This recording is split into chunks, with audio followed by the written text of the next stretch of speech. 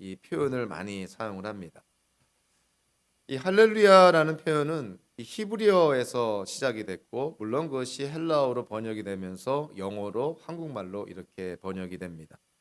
그래서 히브리어에서 이 할렐루야라는 단어가 어떠한 문자적인 의미가 있는지를 우리가 정확히 이해를 하고 나서, 그래서 우리가 찬양을 할 때나 성경을 읽을 때나 이 할렐루야라는 이런 표현을 좀 바르게 적용하기를 원합니다. 성경 전체를 통해서 할렐루야라는 표현은요, 구약에서 27회, 23회, 그것도 시편에서만 23회 등장을 하고요. 신약에서는 딱 네 번만 등장하는데 그 네 번이 바로 오늘 본문 요한계시록 19장 1절부터 10절 사이에 네 번 등장을 합니다. 그러니까 성경 전체에서 할렐루야라는 단어가 총 27회 나오게 되는 것이죠. 다시 한번 신약 성경에서는 오늘 본문에서만 할렐루야라는 단어가 나옵니다. 이 할렐루야는 아까도 얘기한 것처럼 히브리어인데요. 자, 히브리어인 할렐루야를 분석을 하면 세 개로 분석이 됩니다. 할랄이라는 단어는 찬양하다라는 단어고요. 그리고 거기에 루가 붙으면, 할렐루가 붙으면 이거는 2인칭 복수형 명령어가 됩니다. 그러니까 너희들은 찬양하라 이런 것이고요. 그리고 야는 야훼의 약자입니다. 그러니까 야훼, 즉 여호와 하나님의 약자인 것이죠. 우리가 주님이라고 표현하는 그 야훼를 가리킵니다. 그래서 할렐루야는 2인칭 그 복수형을 대상으로, 너희들을 대상으로 명령하는 것이죠. 주님을 찬양하라. Praise the Lord라고 우리가 흔히 영어 이 복음성가에서 말하고 있지 않습니까? 오늘 보면 그 5절 후반부에서도 우리 하나님을 찬양하여라. 이 풀어서 설명했지만 이 단어가 사실은 할렐루야라는 단어와 똑같은 의미를 갖고 있는 것이죠. 그래서 오늘 본문에서 할렐루야가 네 번 나오지만 실질적으로는 5번 등장하는 거나 마찬가지입니다. 그러니까 하나님을 찬양하라. 이것이 할렐루야라는 그 표현의 문자적이고 본질적인 의미라는 것이죠. 그래서 할렐루야라는 말은 그냥 아무 때나 시도 때도 없이 그냥 내키는 대로 해서는 안 되는 것이고요. 이 할렐루야라는 표현을 사용을 할 때 하나님의 그 무엇인가를 우리가 찬양을 하는 것이죠. 그래서 오늘 본문에서도 하나님께로부터 시작된 구원과 영광과 권력, 파워, 능력, 자, 그 하나님을 찬양하라 이렇게 시작하는 것이고요. 하나님의 공의로운 심판에 대해서 또 할렐루야 하나님을 찬양하라 이렇게 외치고 있습니다. 그래서 오늘 본문에서 할렐루야라는 단어가 4번 나오고 또 풀어서 설명까지 하면은 5번 나오기 때문에 오늘 본문의 주된 그 주제를 찬양으로 잡았습니다. 도대체 오늘 본문은 우리에게 무엇을 찬양하라는 것일까? 말 그대로 할렐루야는요, 하나님을 찬양하는 것입니다. 그렇다면 오늘 본문에서는 하나님의 어떠한 점들을 찬양하라고 강조하는 것일까? 그래서 오늘 본문을 통해서 하나님을 찬양하는 주제가 3가지로 등장하는 것을 보게 됩니다. 이 3가지 주제와 관련해서 하나님을 찬양하라는 것이죠. 오늘 본문을 또 2개의 단락으로 나눈다면 1절부터 4절까지는 바벨론의 멸망이 중심에 있고요. 그리고 5절부터 10절까지는 어린 양의 혼인 잔치라는 또 주제가 중심에 있습니다. 그래서 이런 2개의 주제가 결국 하나님을 찬양하는 3가지 핵심 주제로 나눠질 수가 있는데요.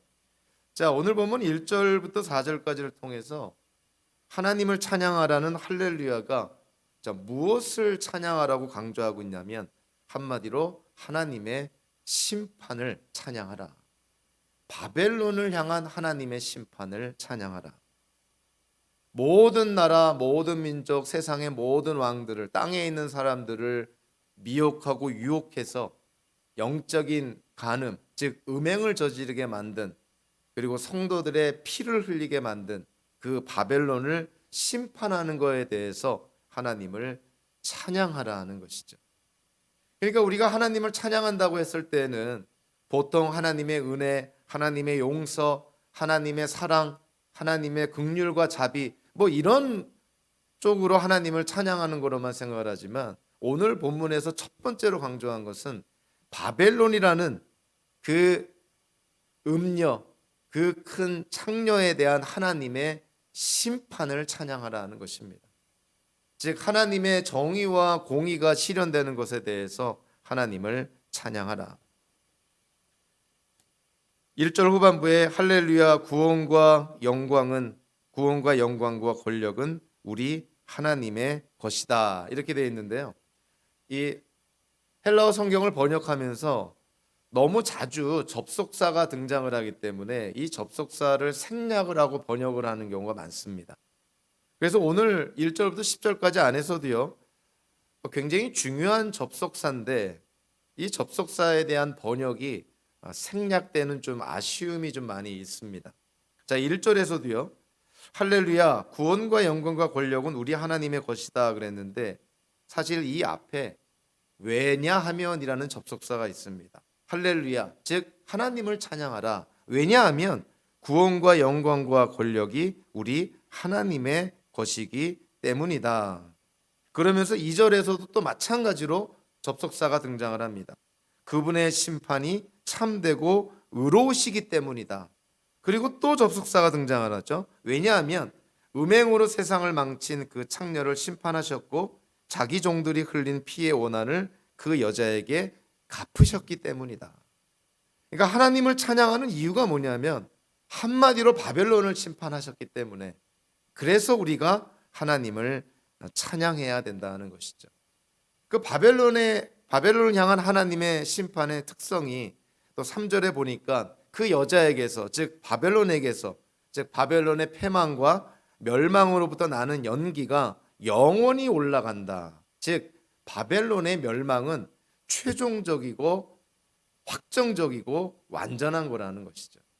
바벨론은 더 이상 재기하지 못한다. 다시 세워지지 못한다는 것입니다.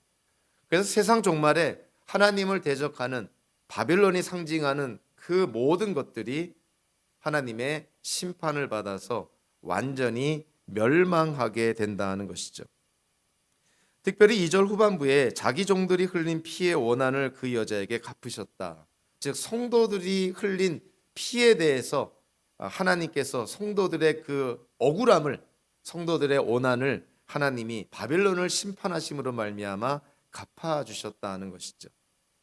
그것은 요한계시록 6장 9절 10절에서요. 어린 양이 다섯째 봉인을 뗄 때 나타난 한 현상을 우리에게 상기시킵니다. 그때 어떻게 기록이 되고 있냐면 그 어린 양이 다섯째 봉인을 뗄 때 나는 제단 아래에서 하나님의 말씀 때문에 또 그들이 말한 증언 때문에 죽임을 당한 사람들의 영혼을 보았습니다. 그들은 큰 소리로 부르짖었습니다. 거룩하시고 참되신 지배자님, 우리가 얼마나 더 오래 기다려야 지배자님께서 땅 위에 사는 사람들을 심판하시어 우리가 흘린 피의 원한을 풀어주시겠습니까? 성도들이 예수님의 증거, 예수님을 증언함으로 말미암아 흘린 피, 그 순교의 피에 대한 또 그들이 하나님께 부르짖고 간구하고 청원하는 것에 대한 하나님의 응답이 바로 바벨론의 심판, 즉 바벨론을 멸망시키는 것에 있다는 것이죠. 그러니까 성도들의 기도에 대한 응답이 바로 바벨론의 멸망이라는 것입니다. 그래서 할렐루야 해야 된다. 그래서 주님을 찬양해야 된다. 악이 징계를 받고 악인이 처벌을 받는 것에 대해서 하나님을 찬양해야 된다. 악한 나라가 멸망당하고 하나님을 대적하는 제국이 역사에 뒤안게 돼서 사라져버리는 것에 대해서 하나님을 찬양해야 된다는 것이죠. 하나님은 인내하시는 분이지만 하나님이 정해놓으신 기준에 도달하면 그 누구라도 그 무엇이라도 그 아무리 큰 나라라도 하나님의 심판과 징계로 말미암아 멸망당하게 된다는 것이죠. 하나님의 정의와 공의가 정말 강의 물처럼 이 사회 안에 넘쳐나도록 우리가 기도해야 되고 또 그러한 모습을 우리가 목격한다면 그것이 하나님을 찬양하는 이유가 된다는 것이죠. 하나님을 대적하는 바벨론이라는 이 도시가 그 나라가 멸망당하는 것에 대해서 하나님을 찬양하라고 명령을 합니다. 그러니까 이 할렐루야라는 단어는 그냥 이게 옵셔널한 게 아니라 일종의 맨더터리인 거예요. 성도들은 하나님의 정의와 공의가 실현되는 것에 대해서 하나님을 찬양해야 한다는 것이죠. 두 번째로 5절과 6절에서 또 하나님을 찬양하라 그럽니다. 5절에서는 히브리어 할렐루야를 헬라어로 풀어서 우리 하나님을 찬양하여라 이렇게 풀어서 설명을 했고요. 또 6절에서도 히브리어로 할렐루야가 나오죠. 그러니까 하나님을 찬양하는 두 번째 이유가 뭐냐면은 그것은 하나님의 통치라고 볼 수가 있습니다. 5절에서 하나님의 모든 종들이, 하나님을 두려워하는 자들이, 큰 자나 작은 자나 하늘에 있는 자나 땅에 있는 자나 하나님을 두려워하는 모든 하나님의 종들이 다 하나님을 찬양해야 된다. 왜냐하면 주 우리 하나님 전능하신 분께서 다스리셨기 때문이다. 왕권을 잡으셨기 때문이다. 자, 오늘 본문에서 6절에서도요 마찬가지로 이 이유와 원인을 나타내는 접속사에 대한 번역이 생략이 됐습니다. 할렐루야 해놓고 주 우리 하나님 전능하신 분께서 왕권을 잡으셨다 이렇게 번역했지만 사실은 이 사이에 왜냐하면이라는 단어가 꼭 들어가야 되는 것이죠. 하나님을 찬양하여라 할렐루야 하고 왜냐하면 주 우리 하나님 전능하신 분께서 왕권을 잡으셨기 때문입니다. 이렇게 번역이 돼야 되는 것이에요. 그래야 성경을 이해하는데 오해가 없습니다.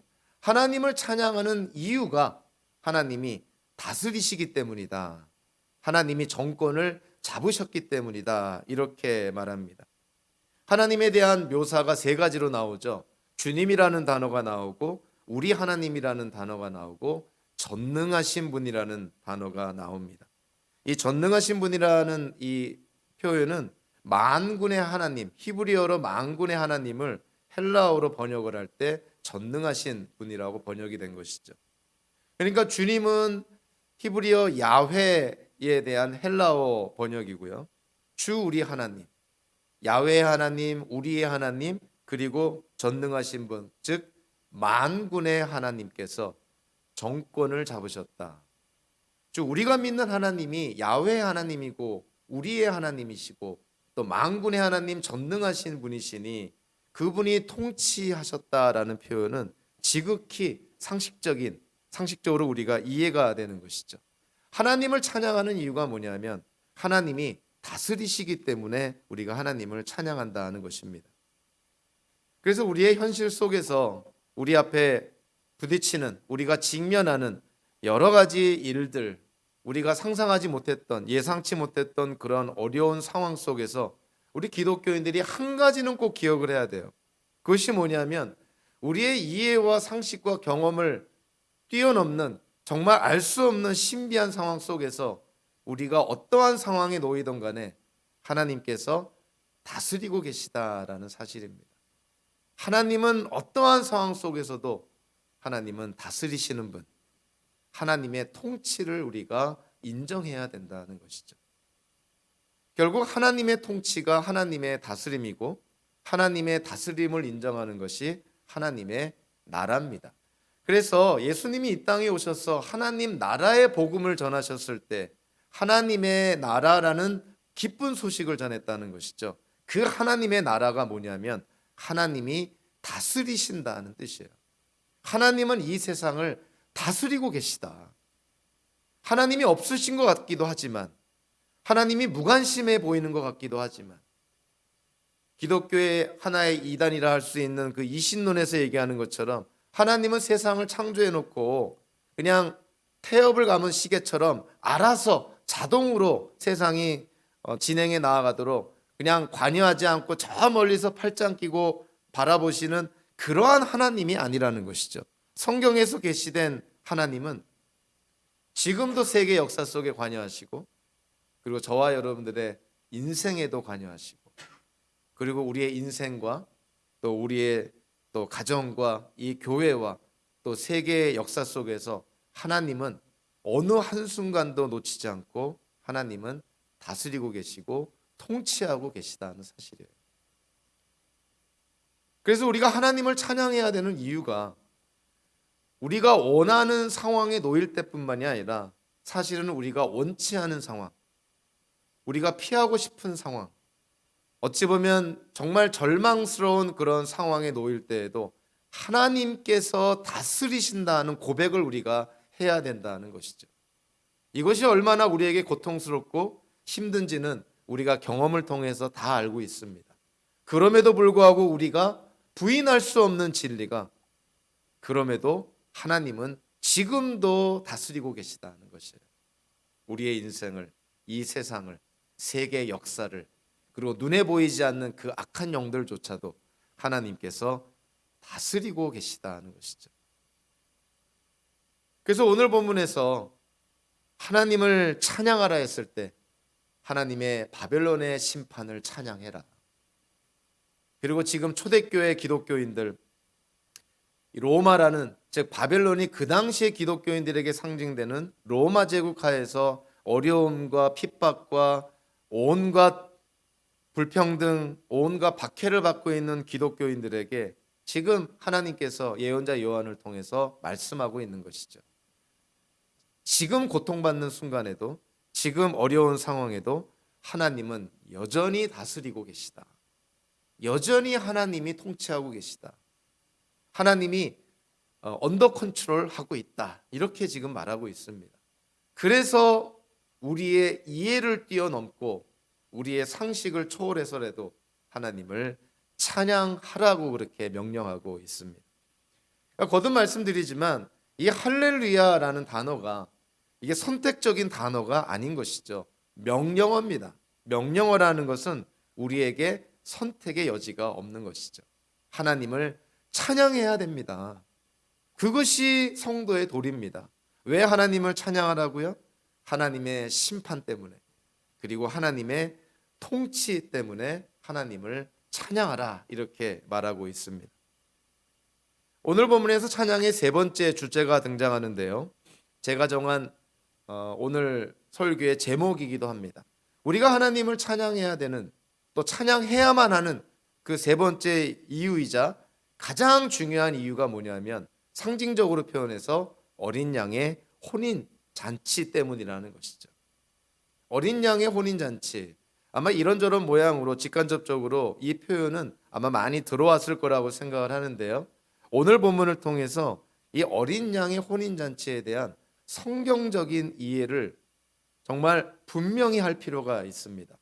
그래서 오늘 본문을 통해서 어린 양의 혼인 잔치가 도대체 성경적으로 무엇을 의미하고, 특별히 요한계시록이라는 문맥하에서 우리에게 어떠한 의미로 와닿는지를 우리가 정확하게 이해를 하면서 현대에 또 이 하나님의 진리를 적용하는 지혜를 우리가 가져야 되겠죠. 자, 오늘 7절 8절에서도요, 기뻐하고 즐거워하며 하나님께 영광을 돌리자, 할렐루야라는 단어와 별로 다를 바가 없습니다. 하나님을 찬양하자, 이런 것입니다. 자, 그런데 하나님께 영광을 돌리자 해놓고 여기서도 또 마찬가지로요, 이 접속사에 대한 번역이 빠졌습니다. 하나님께 영광을 돌리자 해놓고 그 다음에 나오는 헬라어 단어가 왜냐하면이라는 접속사예요. 왜냐하면, 왜 우리가 기뻐하고 즐거워하며 하나님께 영광을 돌려야 하냐면 세 가지 이유가 나옵니다. 첫째로, 어린 양의 혼인날이 이르렀다.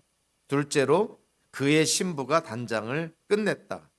셋째로, 신부에게 빛나고 깨끗한 모시옷을 입게 하셨다. 이 세 가지 이유 때문에 우리가 기뻐하고 즐거워하고 하나님께 영광을 돌려야 된다는 거예요. 즉 다른 식으로 표현하면 할렐루야 해야 된다는 것이에요. 어린 양의 혼인날이 이르렀다. 그의 신부가 준비를 마쳤다. 그리고 신부에게 빛나고 깨끗한 모시옷을 입게 하셨다. 이 세 가지 이유 때문에 우리가 하나님을 찬양하고 하나님께 영광을 돌려야 된다는 것이죠. 자, 1차적으로요, 요한계시록뿐만이 아니라 성경 전체를 통해서 우리가 분명하게 이해를 해야 될 것이, 혼인날의 주인공은 오늘 본문에서 나온 것처럼 어린 양과 신부입니다.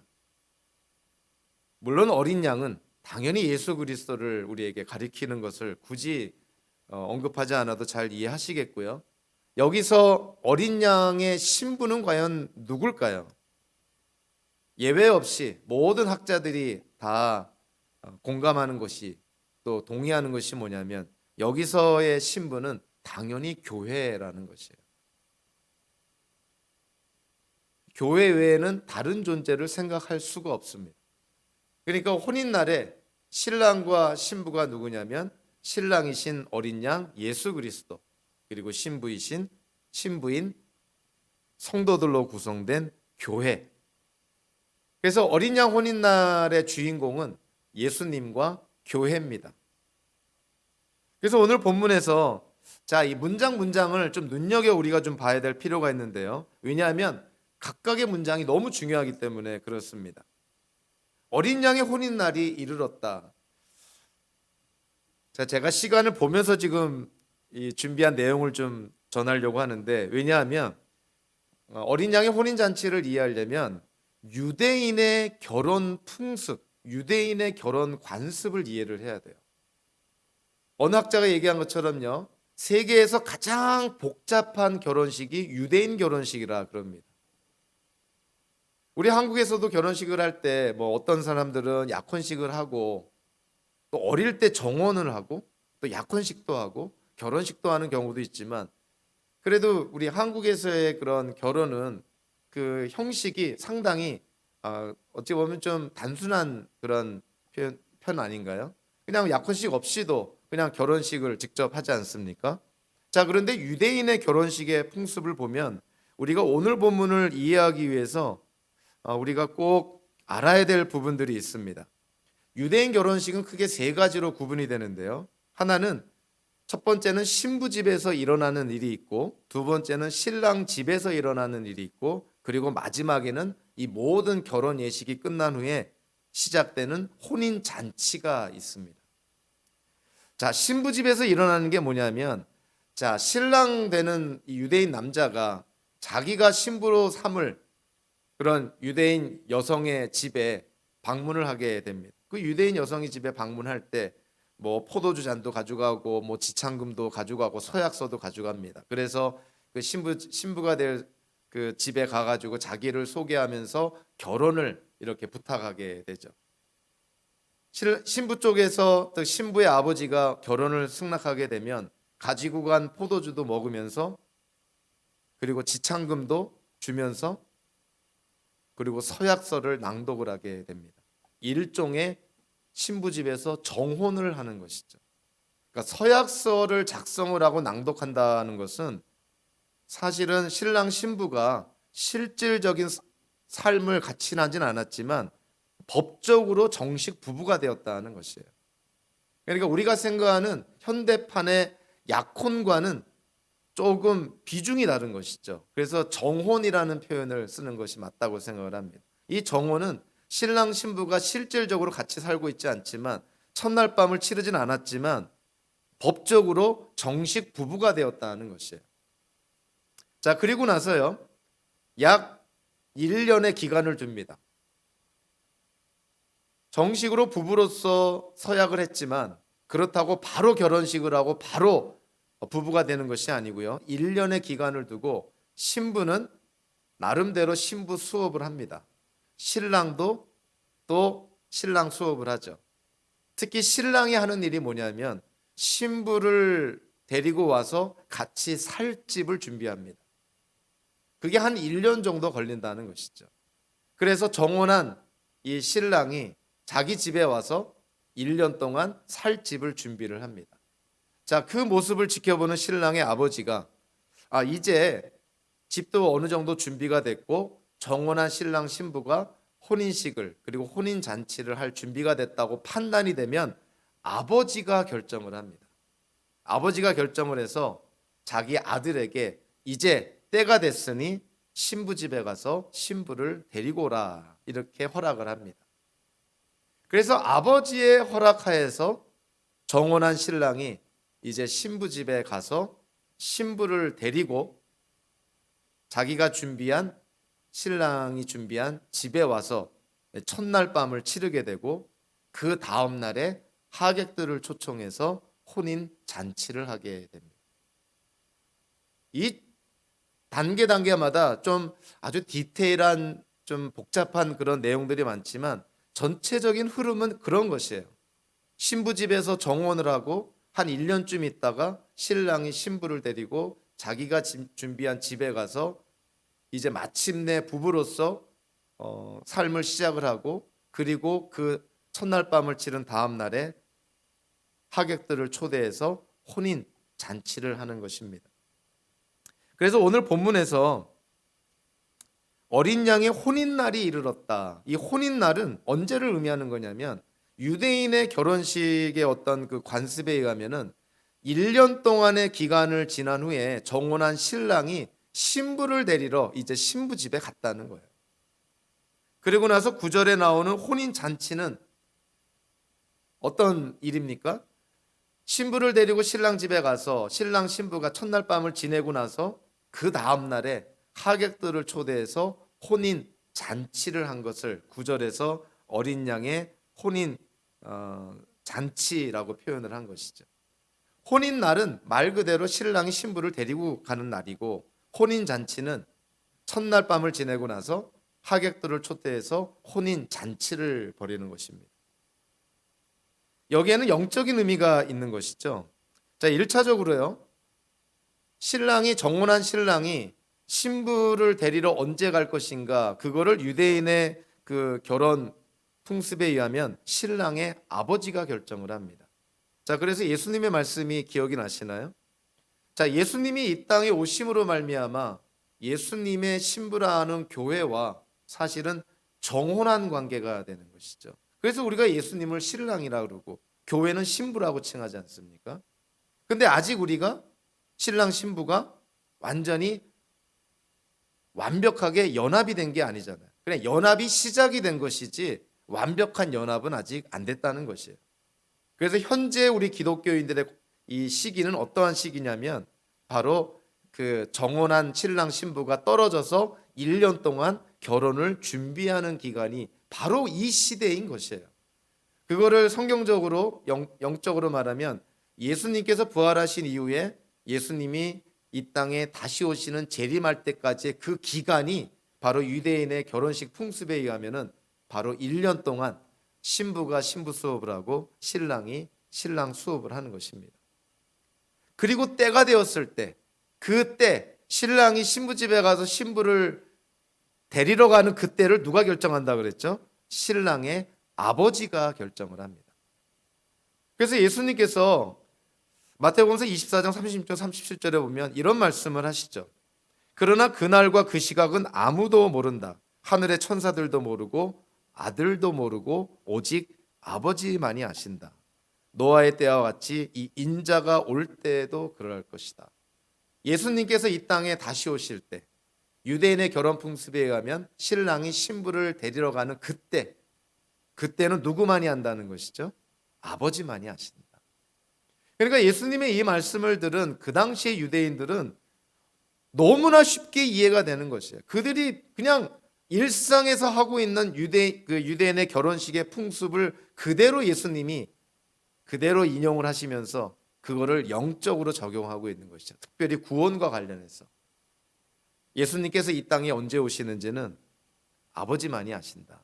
뭐 여기에 대해서 예수님이 하나님이신데 어떻게 예수님 자신이 이 땅에 오시는 날짜도 모릅니까 하고 예수님의 신성에 대해서 의문시하는 그런 거는 문맥을 벗어나는 잘못된 이해라는 것이죠. 유대인의 결혼식의 관습에 의하면 너무나 쉽게 이해가 되는 말씀이에요. 신랑이 신부를 데리러 가는 날, 예수님이 이 땅에 다시 오시는 예수님의 재림날, 그거는 아버지만이 아신다. 신랑의 아버지만이 아시는 것이고 성부 하나님만이 아신다. 이렇게 예수님께서 예수님의 재림에 대해서 언급을 합니다. 예수님께서도 그런 말씀을 하시죠. 요한복음서 14장에서 제자들에게 예수님이 이제 떠나신다 이런 말씀을 하니까 제자들이 막 근심을 합니다. 예수님이 떠나신다니 이게 무슨 말씀인가? 거기에 대해서 예수님께서 요한복음서 14장 1절 2절에서 이렇게 말씀하시죠. 너희는 마음에 근심하지 말아라. 하나님을 믿고 또 나를 믿어라. 내 아버지의 집에는 있을 곳이 많다. 그렇지 않다면 내가 너희가 있을 곳을 마련하러 간다고 너희에게 말했겠느냐? 나는 너희가 있을 곳을 마련하러 간다. 자, 예수님께서 이 땅에 오셨다가 부활 승천하시는 것을 뭐라고 지금 비유적으로 설명을 하시냐면 나중에 제자들이 살 집을 마련하러 가시겠다는 거예요. 마치 신부 집에서 정혼한 신랑이 이제 자기 집으로 가서 1년 동안 신부와 같이 살 집을 마련하는 것과 마찬가지로 지금 예수님께서 비유적으로 설명하고 있는 것이죠. 그러니까 예수님께서 부활 승천하신 이후에 예수님이 재림하실 때까지 예수님께서 하시는 일이 뭐냐? 제자들에게 비유적으로 말씀합니다. 내가 너희들이 살 집을 마련하겠다. 마치 정혼한 신랑이 정혼한 신부를 데리러 함께 살 집을 마련하는 것과 마찬가지로 내가 너희들이 살 집, 너희들이 영원히 살 집을 내가 마련하러 간다 하는 것이죠. 그러니까 예수님의 이러한 말씀들은 유대인의 결혼 그 당시의 관습, 결혼 풍습을 익히 알고 있다면 너무나 쉽게 이해가 되는 말들이에요.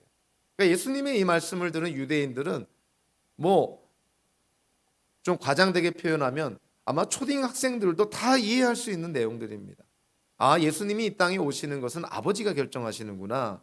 예수님이 이 세상을 떠나서 지금 제자들과 이별한다는 것은 제자들이 살 집을 마련하러 간다는 것이구나. 예수님과 교회가 신랑과 신부인이 지금 정혼한 관계에 있으니 그 1년 동안의 그 기간을 통해서 신랑 대신 예수님께서 신부인 교회 성도들이 살 집을 마련하러 가신다는 거구나. 나중에 신랑 대신 예수님께서 신부인 교회를 데리러 이 땅에 오시는 그 시기는 성부 하나님께서 정하신다는 것이구나.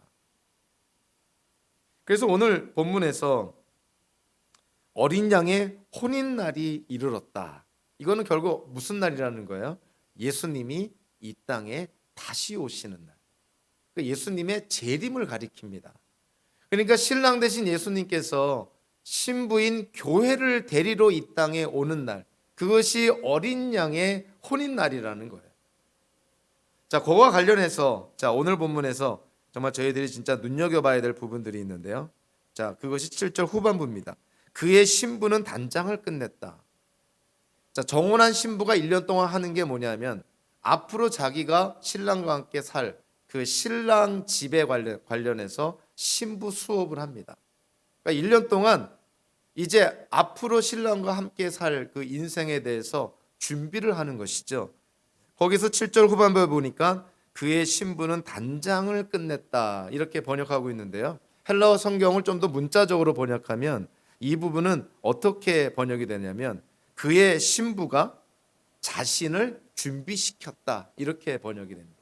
이것이 더 문자적이고 더 그 헬라어 성경에 충실한 번역이에요.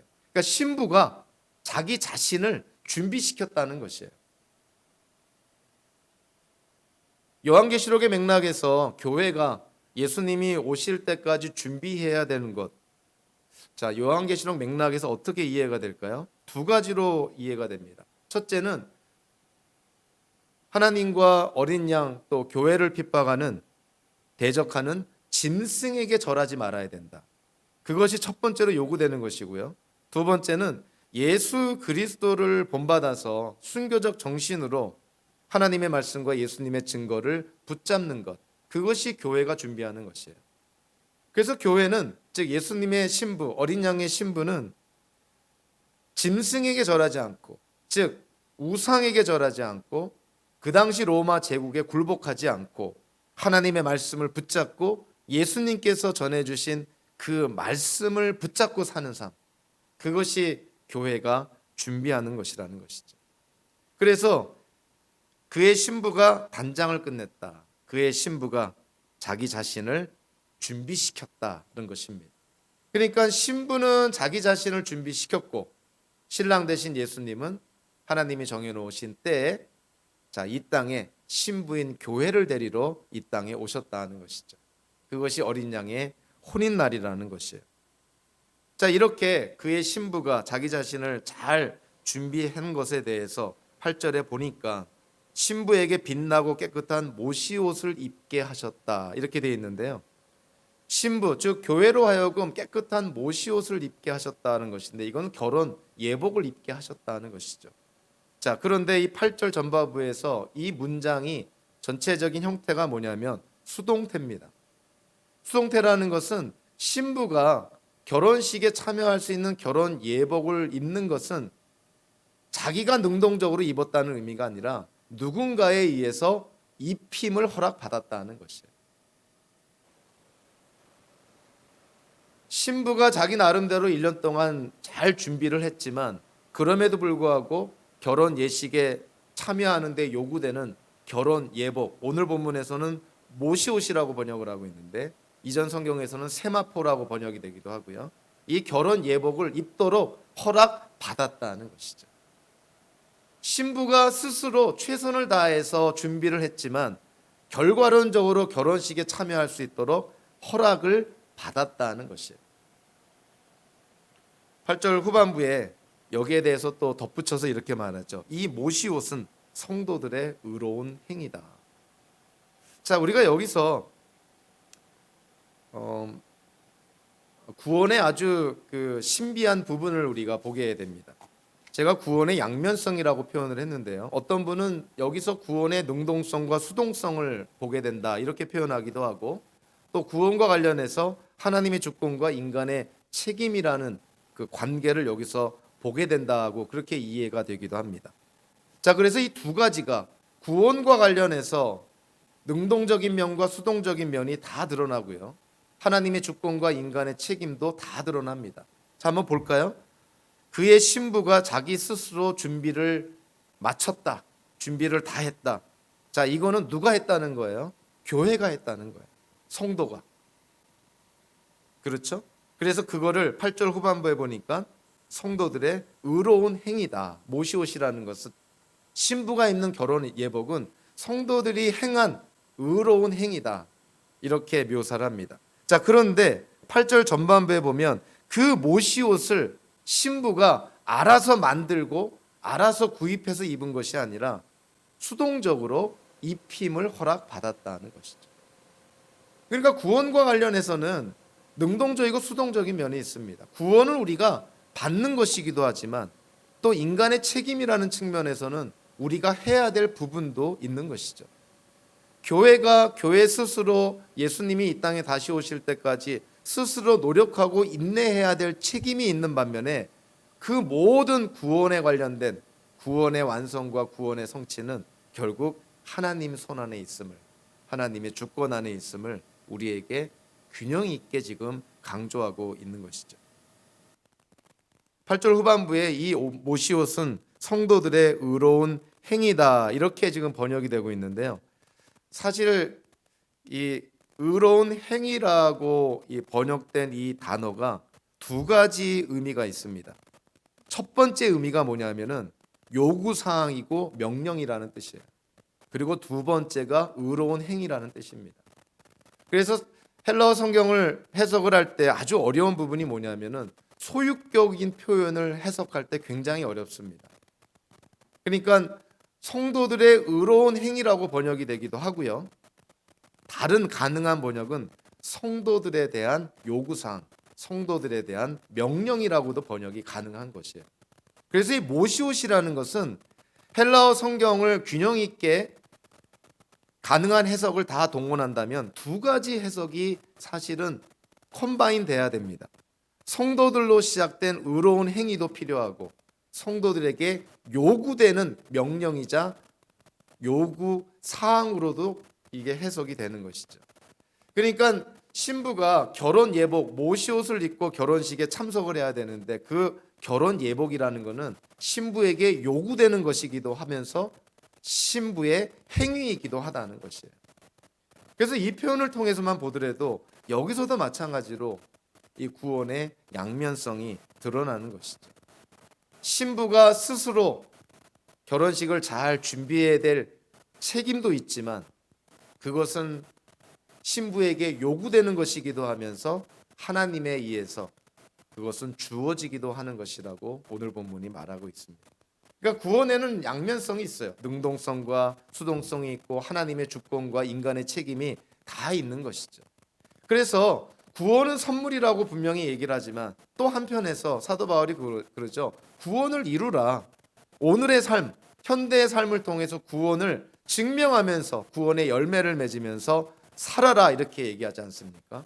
그리고 또 한편으로는 구원이 가까웠다고 미래적으로 표현하지 않나요? 구원이 가까웠다는 걸 뭘 의미하는 걸까요? 하나님이 약속하신 구원의 마침내 성취와 완성을 말하는 것이죠. 그 구원의 성취와 완성이 언제 일어납니까? 예수님이 재림하실 때. 그래서 오늘 표현으로 보면 그것이 뭐예요? 어린 양의 혼인날, 또 어린 양의 혼인잔치. 이때가 신랑과 신부가 완전하게 연합되는, 우리가 구원과 관련돼서 이해하면 예수를 믿는 성도들에게 약속한 구원이 마침내 이루어지고 성취가 되는 것, 그것을 어린 양의 혼인날, 어린 양의 혼인잔치라고 묘사를 합니다. 마지막으로 오늘 본문에서 하나님을 찬양하고 경배하는 주체, 반복적으로 나오죠. 어린 양의 신부로 묘사되기도 하고요, 성도들로 묘사되기도 하고요, 그리고 어린 양의 혼인잔치에 초대를 받은 사람들로도 묘사가 됩니다. 자, 이들이 다 구원받은 성도들을 의미합니다. 혼인잔치 초대를 받은 사람들, 이거를 좀 문자적으로 번역하면 어린 양의 혼인잔치에 부름을 받은 사람들이에요. 부름받은 사람들. 자, 하나님이 불렀다 하면은 하나님께서 관계를 허락하셨다는 것이고 구원을 허락하셨다는 것입니다. 그래서 부름받은 사람들, 우리가 신학적으로 이거를 조금 신학적인 용어로 유효한 부르심이다, effectual calling이다 이렇게 표현을 합니다. 구원으로의 부르심이라는 것이죠. 어린 양의 혼인잔치에 초대받은 사람들, 어린 양의 혼인잔치에 부름받은 사람들, 이들은 곧 구원받은 사람들이라는 것이에요. 그러니까 어린 양의 혼인잔치에 누가 참석합니까? 어린 양 되시는, 신랑 되시는 예수님과 함께 신부, 그리고 성도들, 그리고 혼인잔치에 부름받은 사람들, 즉 구원받은 성도들이 그 어린 양의 혼인잔치에 참여한다는 것이죠. 그래서 우리가 하나님을 찬양하라 했을 때 할렐루야, 우리 하나님을 찬양해라, 또 7절에서는 하나님께 영광을 돌리자, 이 모든 것에 결론적으로 말씀하는 것이 10절에서 경배는 하나님께로만 해야 된다, 이거를 특별히 강조를 합니다. 예언자 요한도 환상 가운데 혼수 상태 속에서 뭔가 환상을 보고 어떤 음성을 들으면서 정신이 없었던 것 같아요. 그래서 요한계시록에서 2번이나 천사를 경배하려는 실수를 범하게 됩니다. 오늘 보면 10절에서도 그래요. 천사를 경배하려고 그랬던 거예요. 그러니까 천사가 뭐라 그럽니까? 절대 그러면 안 된다. 나도 너희들과 같은 종이고 하나님께 쓰임받는 도구에 불과하다. 그러니까 나를 경배해서는 안 되고 하나님을 경배해야 된다. 결국 오늘 본문에 할렐루야, 우리 하나님을 찬양해라, 하나님께 영광을 돌리자, 하나님만을 경배해라, 다 같은 것입니다. 경배의 대상은 하나님만이 경배의 대상이라는 것이죠. 베드로가 고넬료의 집에 들어갔을 때 고넬료가 베드로의 발 앞에 엎드려 절을 하려고 합니다. 베드로가 뭐라 그럽니까? 일어나라, 나도 역시 사람이다. 즉 경배받을 대상이 아니라는 것이죠. 루스드라에서 안전뱅이를 일으킨 바울과 바나바를 제우스와 헤르메스라고 신격화하면서 이들에게 제사를 드리려고 했을 때 바울의 행동이 뭐였나요? 옷을 찢으면서 거절합니다. 자기는 절대로 경배의 대상이 될 수가 없다는 것이에요. 오늘 본문에서 요한이 같은 피조물인 천사를 경배하려고 하니까 천사가 뭐라 그럽니까? 나는 절대로 경배받을 수 없다. 경배는 하나님께로만 해야 된다. 그러니까 오늘 본문 전체에서 핵심 단어는 하나님을 경배하고 하나님을 찬양하고 하나님을 예배하라는 것이죠. 하나님의 공의로운 심판 때문에, 또 하나님의 통치로 말미암아, 또 하나님이 약속하신 어린 양의 혼인잔치, 구원의 완성, 하나님이 약속하신 구원을 우리에게 주시는 그 하나님의 그 신실하심으로 말미암아 하나님을 찬양하라, 이렇게 말씀을 합니다. 저와 여러분들이 오늘의 말씀을 통해서 정말 우리의 인생은 하나님을 경배하는 인생, 하나님을 예배하는 인생, 하나님을 찬양하는 인생이 되어야 될 것이고요. 그래서 환경에 관계없이, 우리가 처한 상황에 관계없이 우리는 하나님의 통치를 인정하면서, 또 하나님은 하나님의 약속을 분명히 지키시는 언약의 하나님, 신실하신 하나님을 우리가 다시 한번 인식하면서 정말 매일매일의 삶 속에서 하나님만을 경배하는, 하나님만을 바라보며 하나님만을 예배하는 저와 여러분들 되시기를 주님의 이름으로 축원합니다. 기도하겠습니다.